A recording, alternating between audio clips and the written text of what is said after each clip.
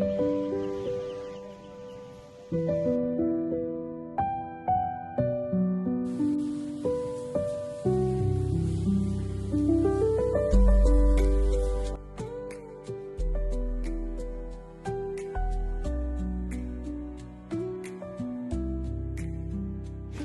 నమస్తే.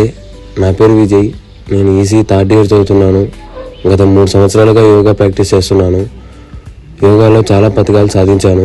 రీసెంట్గా జరిగిన సిద్దిపేటలో బుక్ ఆఫ్ వరల్డ్ రికార్డ్స్లో స్థానం సంపాదించాను.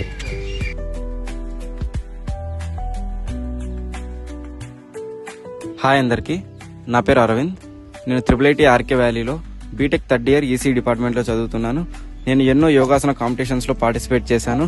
అందులో ముఖ్యంగా 2nd స్టేట్ లెవెల్ యోగాసన ఛాంపియన్షిప్లో పాల్గొన్నాను. నా పేరు సారథి. నేను E4CEC చదువుతున్నాను. గత 5 సంవత్సరాల నుంచి నేను యోగాలో అభ్యాసం చేస్తూ ఉన్నాను.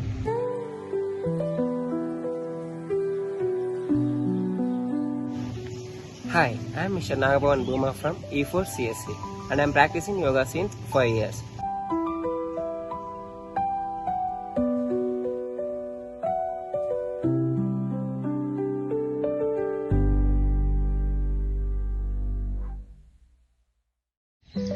యోగా అనేది కేవలం ఇప్పుడు మన హెల్త్ కోసమే కాకుండా దీన్ని ఫర్దర్ గా ఇంప్రూవ్ చేయడం కోసం మన సెంట్రల్ గవర్నమెంట్ ఒక ఇనిషియేటివ్ తీసుకుందన్నమాట.